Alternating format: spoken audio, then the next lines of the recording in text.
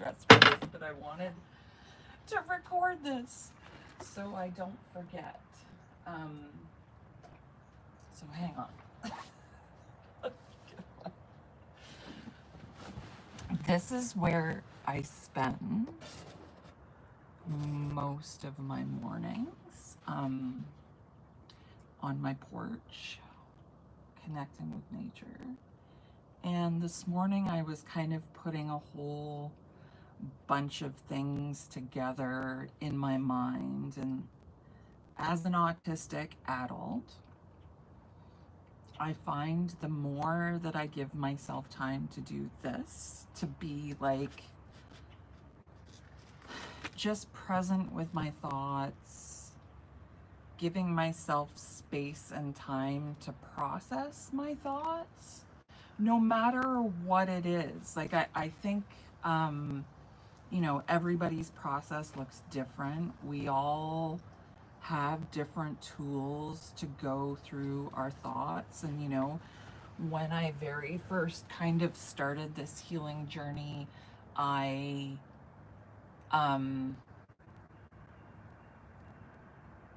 needed all the tools, needed all the things to access my emotions because I wasn't really connected to my body. And now the more that I allow myself to just experience what I'm experiencing and not judging it and not questioning it and not asking, I'm able to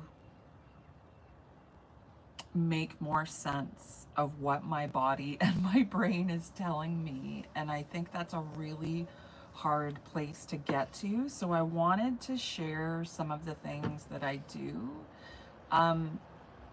Just because I don't think I really explain it in the best way, because I do have a processing disorder and I do really struggle to get things from like my practice out to the world in a way. I do it in a very like, when I give you the information, it's very, but that's not how I am. So anyway, one of the biggest parts to what I do is the journaling, which I know for some people is not comfortable, but I want to like give you options of journaling because I don't journal in the traditional way. You know, I don't sit down and go, "Dear diary, today I felt." No, I don't do that. I have several journals to get out the information out of my body in different ways so then I can combine all that information and use it in a way that works for me, not for anybody else, for me. So the first thing that I do is like I just go through the week and kind of like look at where I am energetically, and then I know for the non-woo people, this will feel a little bit different, but then I look at the astrology or I look at where we are in the year, and as a, I guess, pagan practitioner, whatever label you want to give me, I really take note of nature as a forest whisperer. I sit with the trees every day. I look at their leaves and needles. Are we in a wet season? Are we in a dry season? What does that mean for me? What does that mean for nature? What does that mean for our society? What does that all, I make meaning in nature. And it doesn't make sense for most people because that's my language. That's my way of communicating with the collective energy. And for some people, they need facts and science and computation and, you know, all the analytics, all of it. I like some of that. It makes me feel better about what I'm doing. I don't want to say better. Better is the wrong word. And I have to make, okay, this is how my brain works. I have visual OCD, or that's what I call it anyway. If I'm looking at something, I have to rearrange the scene, or else my brain will not stop thinking about that thing. So, like, because I was a photographer for so many years, um, I'm hoping that this eventually goes away and that my brain can relax. But if I'm looking at an image, I'm constantly reframing it until it like looks like a good image. It's just like almost like muscle memory, and I don't really it's kind of also soothing. You know how people make those like little mini libraries and they slowly put all the things in, and they find that really calming, like rearranging stuff. It's the same for me, but I do it live in real time 24/7.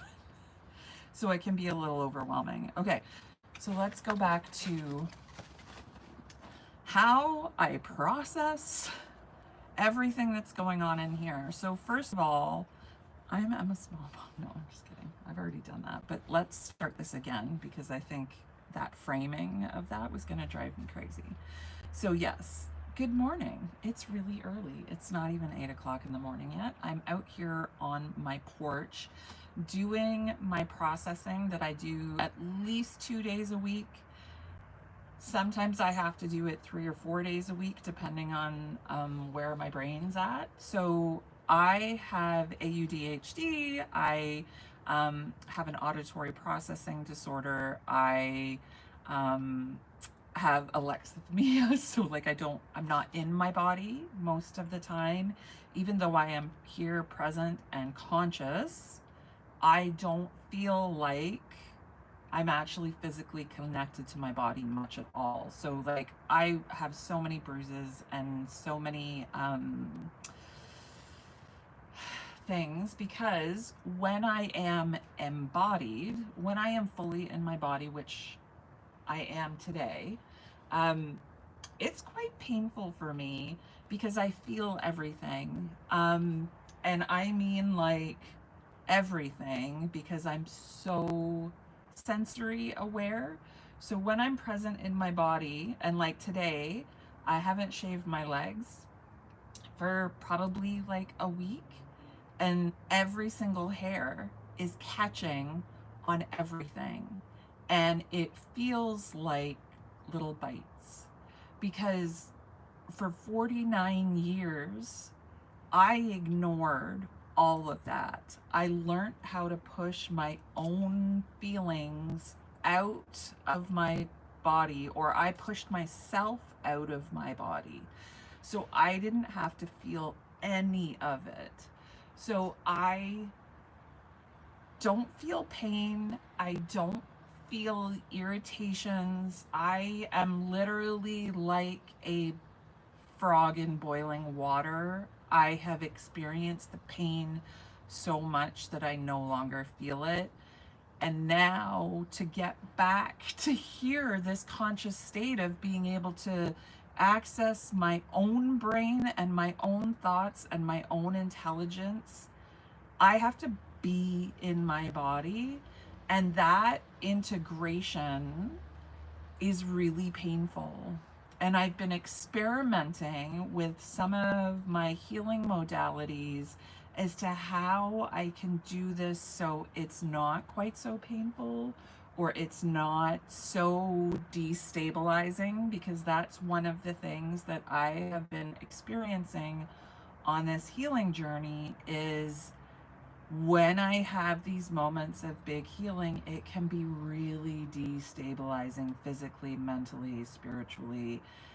And you will see a lot of people speak about spiritual psychosis, or, you know, oh, there's something else that it's called, I can't remember. But this is a process of integrating your back into your body as an autistic individual. And it's not all wooey, it's science. Like, I literally have not been living in my body for 50 years, that I've been separate. And now that I'm reconnecting, it's a whole new experience. It's a whole new way of being. Like I said to my autism counselor yesterday, um, I didn't know that people were experiencing life like this, like being in their bodies. Like it is a very different experience, and you'll start to see that I communicate differently, that I'm not as emotional, that I'm not as overwhelmed or focused on certain things. So it's really blowing my mind what I've been doing in the past week to help me realign. Um, and it's frequency, it's, doing the journaling and integrating what I've been experiencing and actually going through and like saying, okay, Emma, well, this was said, and previously that would have totally taken you out of your body. What's the difference? And it really is aligning myself with the Schumann resonance, making sure that I rise with the sun to kind of kickstart my circadian rhythm, because also one of the things that is really, really important is that we get our rest. And I've been sleeping like crazy and resting like crazy, and my body is finally in a happy place. I honestly do believe that because autistic individuals are processing so much, our bodies just can't handle it. Like we just can't take it. So our bodies literally shut down because we're taking on so much information. And if we can allow ourselves the time to process in the way that works for us, like, you know, I know I am incredibly privileged and I have time to sit here and do these things, but we have to figure out ways that work for us. I mean, I totally understand now why I wasn't able to access the information in my brain, because it was just like, think about going to a symphony and the conductor just saying, okay, everybody play a single note as loud as you can for as long as you can. And then that's what I have to listen to every single day. Before I even start my day, before I even go out in the world, I am confronted by the noise, the light, the feelings, the sounds, the everything. I don't have the ability to process my own thoughts, feelings, and emotions when that is just coming at me 24/7. And it really doesn't surprise me that I had to escape to a forest and I couldn't live in the city anymore. And I couldn't because, oh my God, it's so much. So one of the things that I do, I have several ways of connecting back to my body, which is the really important thing in integration is, am I here? I feel a lot more pain now that I've integrated into my body. As an autistic individual, the sensory perception, like I feel everything, and the more that I allow myself to feel it and the more that I give myself time to recognize what that feeling is, and just be with it and allow my body to feel it and integrate it, I can't believe what my brain is able to do and able to communicate to people when previously I couldn't have this conversation. I'd just be like, yeah, man, it's my magic.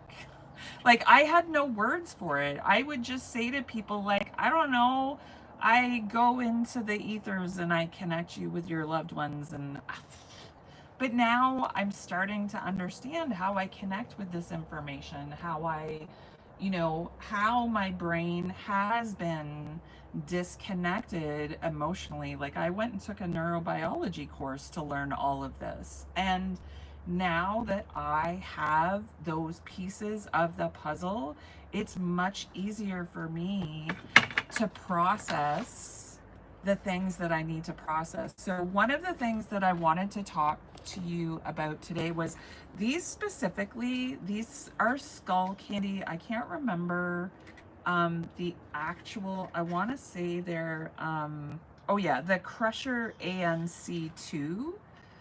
These noise canceling headphones are insane. First of all, they're probably the most comfortable I've ever worn.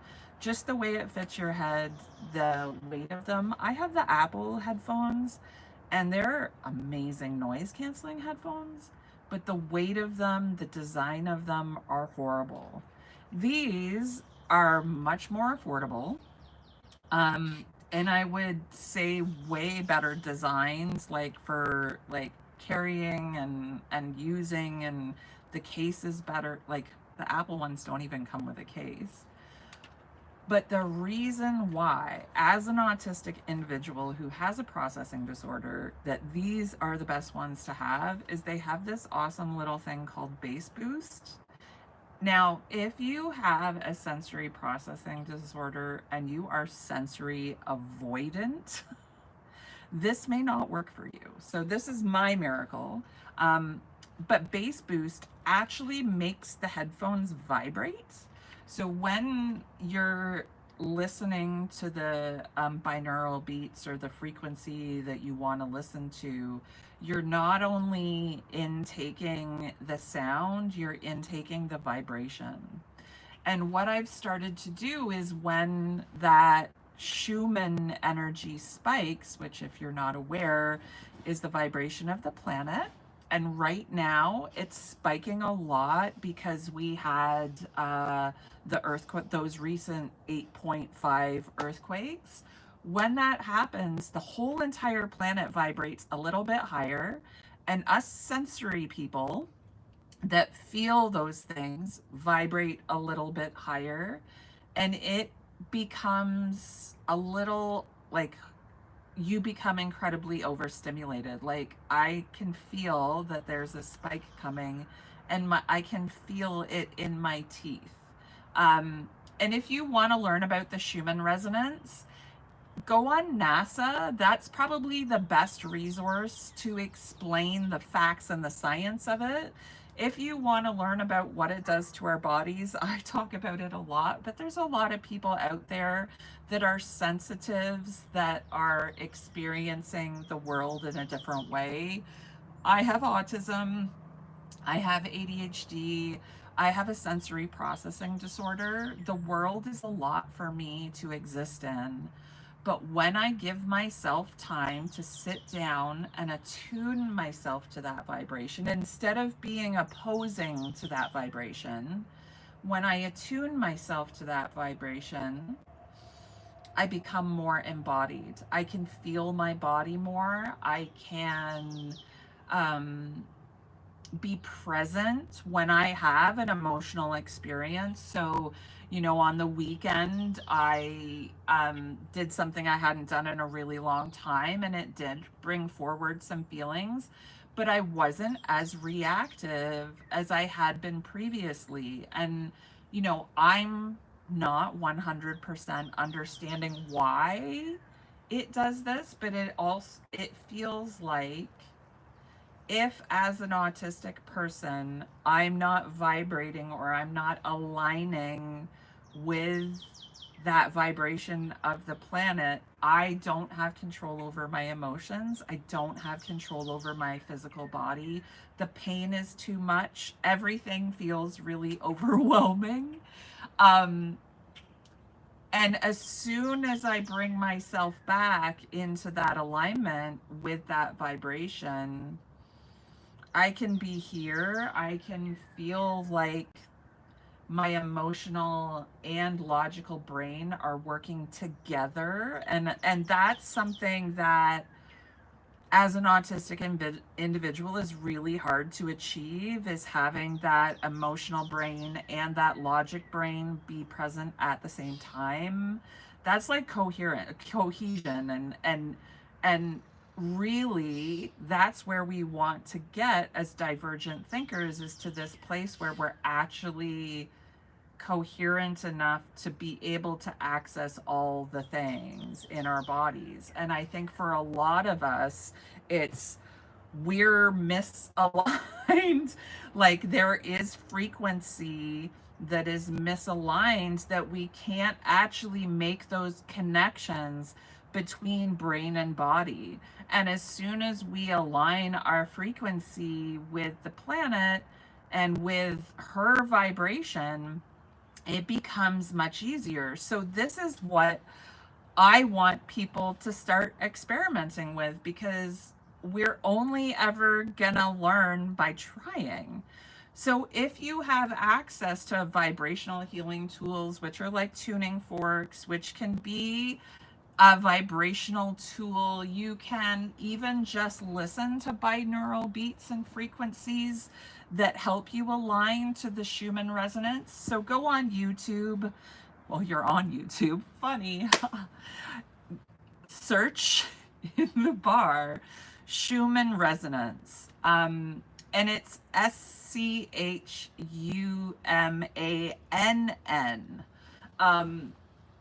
Look for that resonance, and then just, you can listen to it. You can, oh, and there must be a massive spike coming because I'm just getting seriously nauseous. And once you're aligned to it, you can feel it. Like now that I'm aligned to this, I actually go, oh, it, do you remember in the movie, The Butterfly Effect, when he felt that thing and everything, it's almost like I can feel that. It's like everything kind of gets really, really fast. And then I'm like, oh yeah, it must be spiking. So once you're there, it's almost like, for me anyway, there's a calmness in my body and there's a calmness in my mind.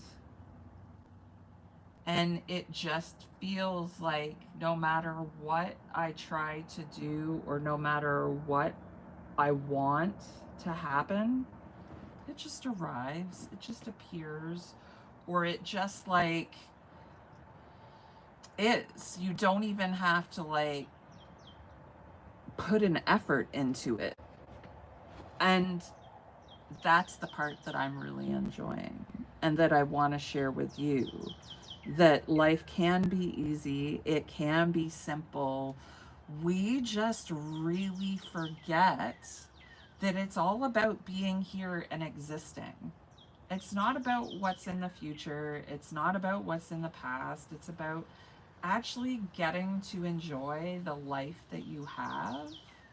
Like I keep saying to people, hey everybody, I keep saying to people, like, the life is the spell. Like, go out and live it. If you're not living your life, if you're not giving yourself these moments of reflection, like that's truly what I've been doing for myself, is actually allowing myself to sit here, not feel guilty about it, not judge myself, and you know, yes, I am privileged to have a home with a forest and all of these things.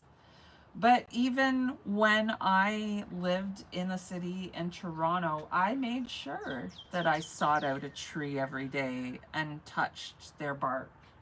I made sure that I noticed the insects that were, you know, in the flowers as I walked by them. There was always a connection to nature. There was always this, I need to come back home eventually. And now that I'm here and present and receiving her wisdom daily, and understanding that that's truly why we're here as humans. And I know as divergent thinkers and as like, especially as autistic individuals, we do vibrate at a different speed. Like I take in everything. I see everything. I hear. I mean, it's why I have to wear these all the time, because I literally hear the little caterpillars crawling and it drives me insane. Um, I really want people to understand that life really is worth living when you give yourself the time to enjoy it. And that can just be 5 minutes a day. Hey, animal lover. Um, it could be like anything. It could be giving yourself that time to journal. You know, if you're in the city, grab a pair of noise canceling headphones, and while you're on the subway or while you're commuting, not if you're driving, pop on that Schumann resonance vibration, pop on a binaural beats. Just allow your body to do its thing. Like, I really think that we keep forcing our bodies to do things, or we're like, I can find the healing modality. I know the thing that is going to make. What if we just give it our bodies time to tell us what they need? Like, really, that's what I've been doing all of this time, is sitting here and saying, hey, body, what do you need? And I'd be like, yeah, my knees are kind of achy. Well, what does that mean? Okay, well, maybe I should start walking a little more. Maybe I like, no, that's not it, because I walk a lot, you know. And honestly, it's about having a conversation with your own body. It's about having a conversation with your own mind. It's about slowing down. But I've been able to process some stuff this week with my journaling, with my vibrations, with my art, that I haven't been able to process for my whole entire life.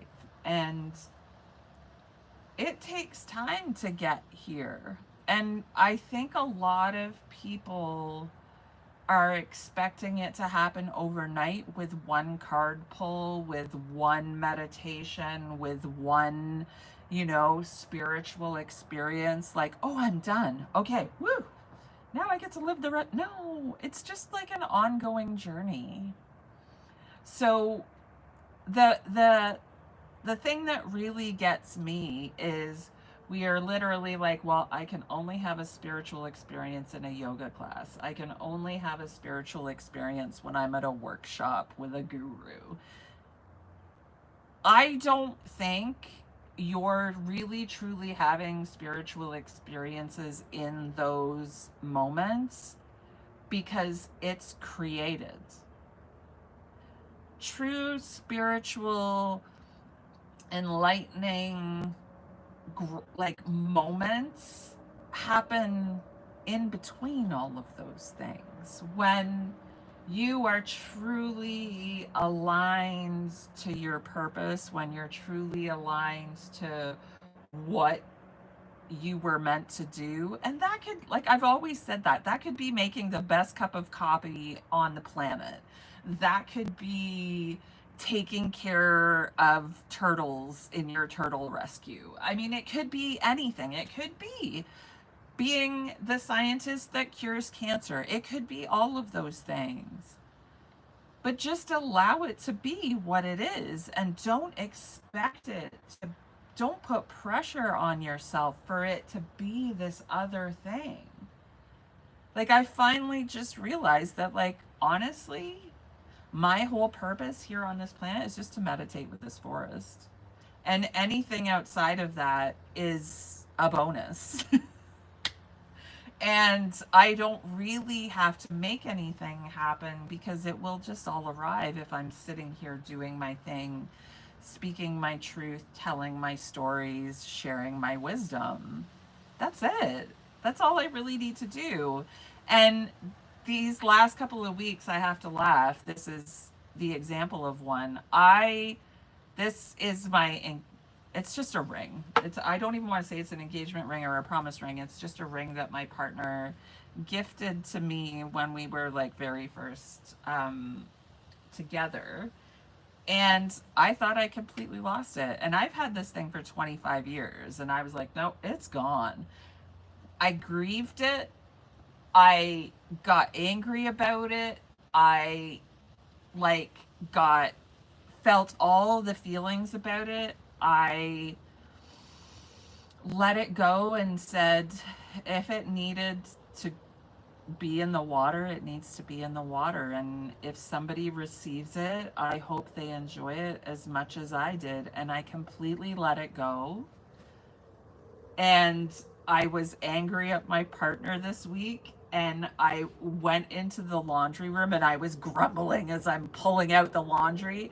And out, like it literally just flew out of the laundry onto the floor. And I just had to laugh. I started laughing because I had said, if I'm meant to have this ring and my love is with my partner of 25 years, then bring it back to me and make it easy. Don't make it hard. I shouldn't have to put up lost posters. I shouldn't have to like go and search for it. If I am meant to be here, it should just come back with ease. And that's exactly what happened.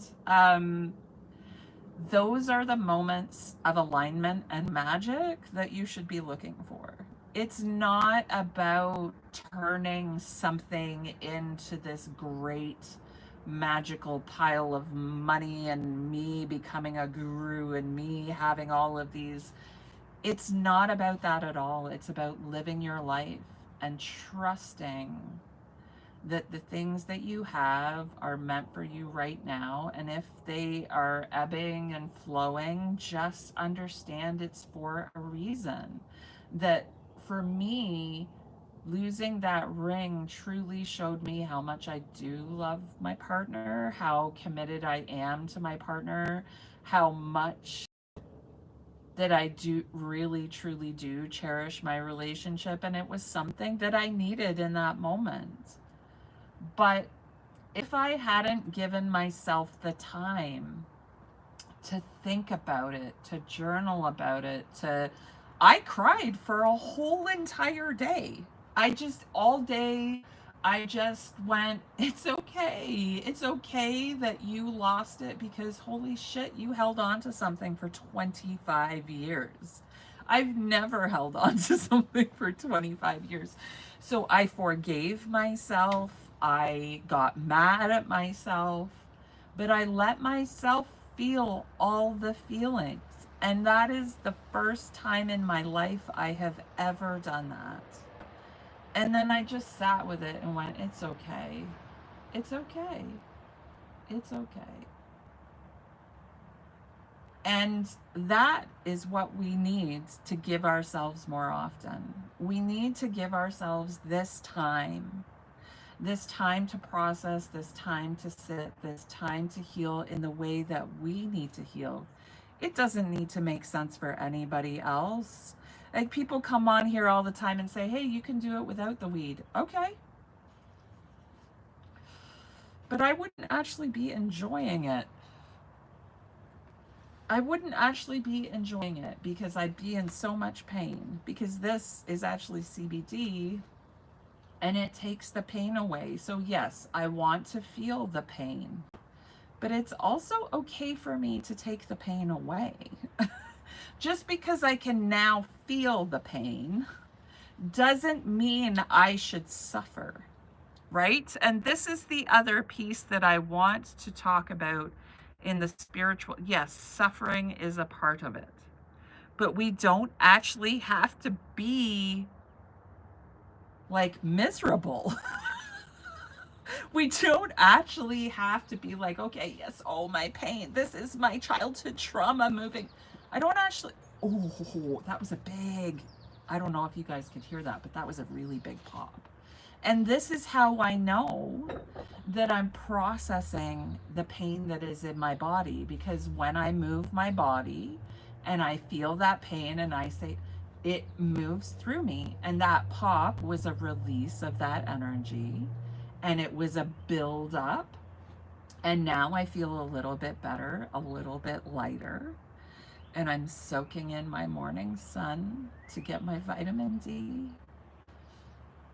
And actually, it's really good for you to get a little bit of sun in the first hour of rising. Even if you just pop outside and drink your coffee facing the sun, it's really good for your circadian rhythm. And if you are a neurodivergent individual, I am going to tell you your circadian rhythm is fucked. And if you struggle with sleep, I would actually say start there first. Um, because it will be one of the things that helps you the most if you are struggling with your sleep. Um, and creating a schedule based on the natural rhythm of the earth is the best thing ever. When it starts to get darker, I literally feel my body slowing down. And it's funny because my partner, my husband, has now started to do the same thing. And last night he's like, "This really sucks. I want to be doing stuff right now, but my body is actually really tired."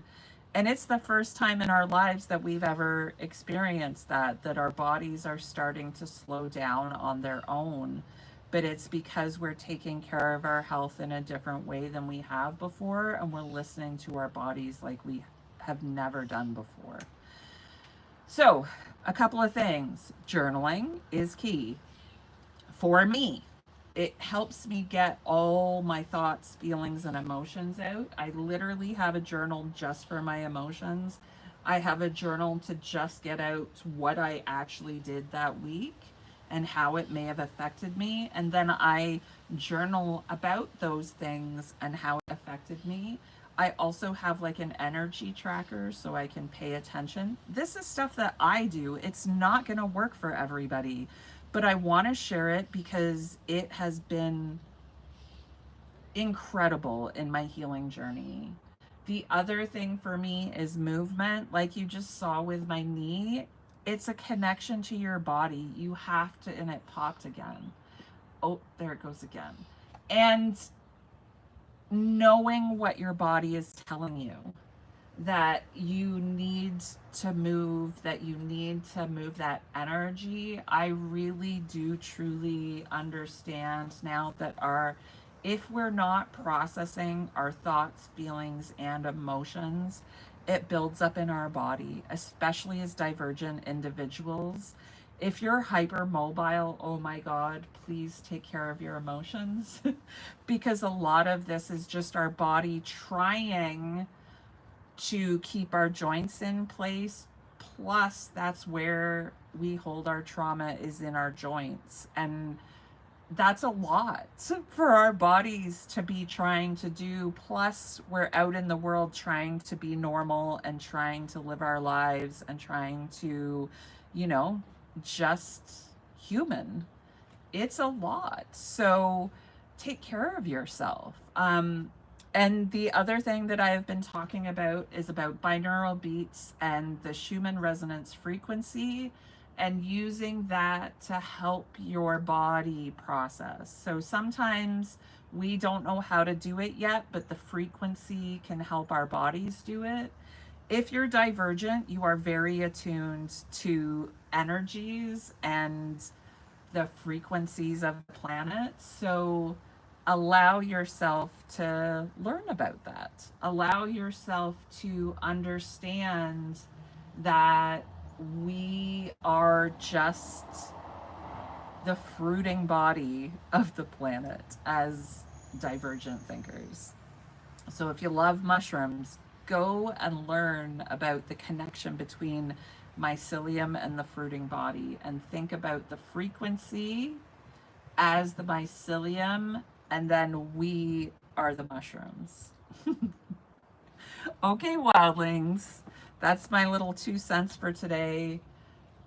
Go be wild, go be free, and go learn to live divergently. There is no right way to do this. And I have a solution for the people that see themselves in me. If you see yourself reflected in me, then take one piece. Don't take it all.